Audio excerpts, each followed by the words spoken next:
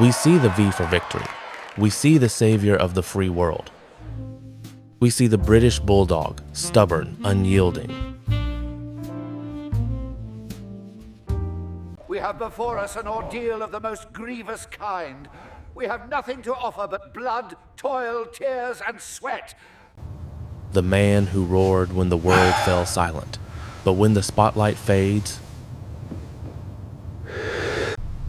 another war begins, more brutal than the Second World War.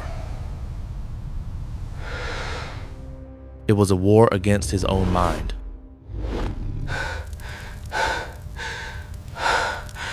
He didn't call it depression or bipolar disorder.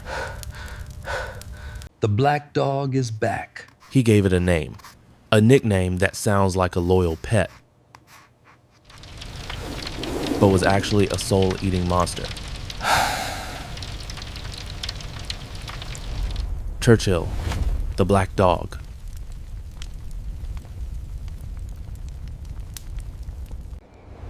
Today, we don't speak of the statesman. We speak of the man who had to save himself every single day from the darkness sitting on his shoulder. This is the story of Winston Churchill and his terrifying companion. But where did this monster come from?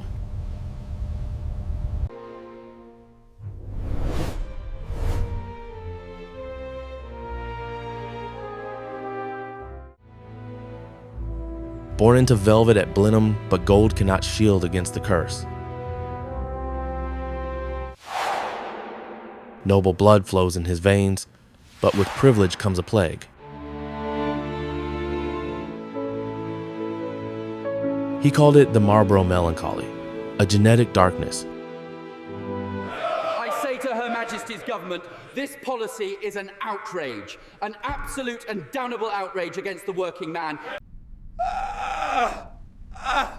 Get away from me!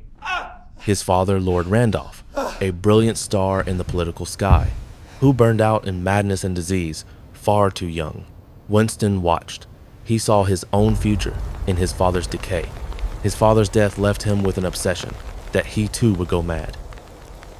Wealth is no shield against the chemistry of the brain. He began to feel it, not just sadness.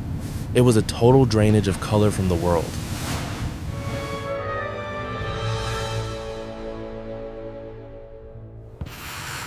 He wrote to a friend, "I see the black dog on my shoulder."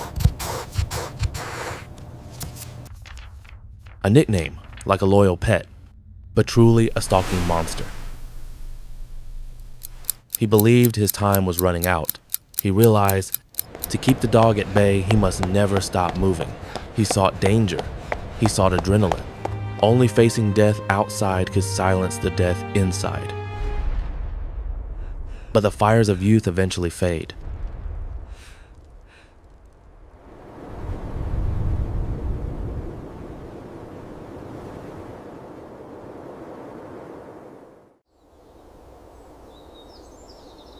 The 1,930 seconds.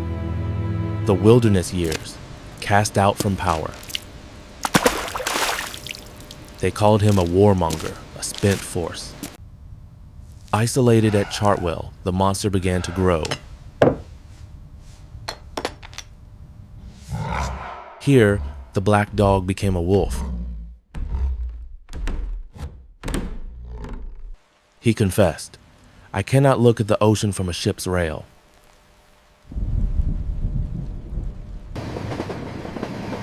A second's action would end everything. The man of never surrender was fighting the urge to surrender to himself. Silence was death. So he built walls. He exhausted his body to sedate his mind. And therefore, I am absolutely convinced it must be done. He wrote millions of words, burying sadness under history. And then he found color. He attacked the canvas, forcing light into his dark world.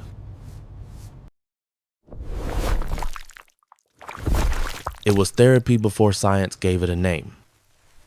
But ironically, his illness was his secret weapon. We need to ensure that the message is clear. Others saw a politician in Hitler. Churchill looked at him and recognized a monster. Because he had lived with one for decades. When the world went dark, the man of darkness stepped forward.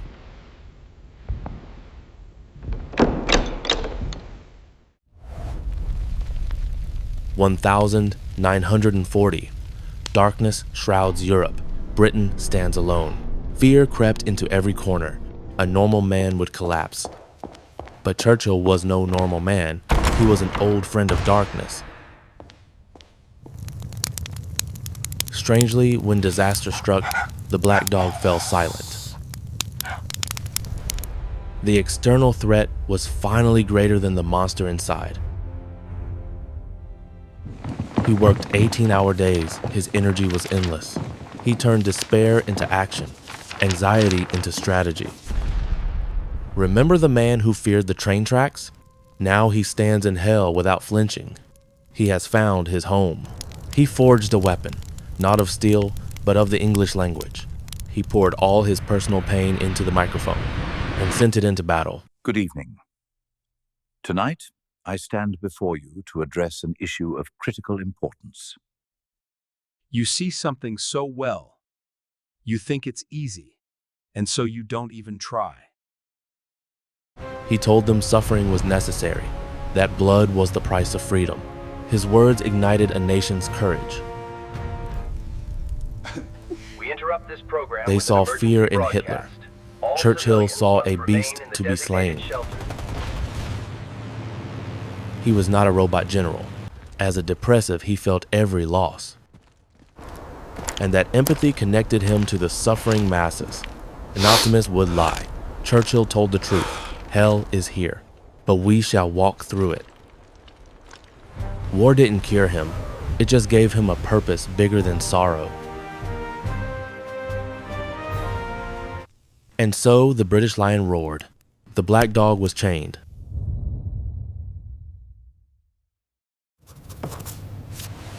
In the storm, the ship needs an anchor. For Winston, it was Clementine. She didn't fear his monster, she tamed it.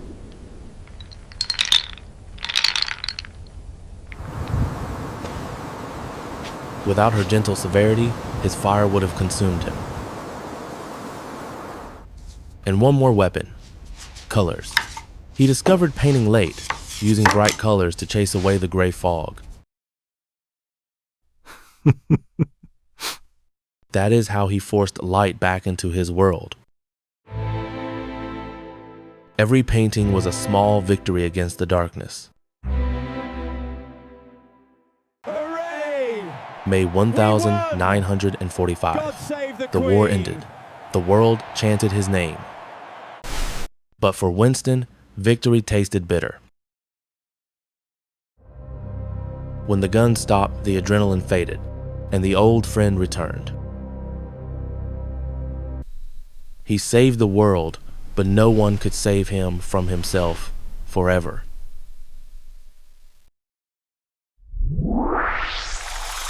His life is a great paradox. It teaches us, strength does not mean the absence of cracks. Courage is not the absence of fear or despair, but the ability to keep walking while carrying them. If you are going through hell, keep going, because dawn is waiting on the other side.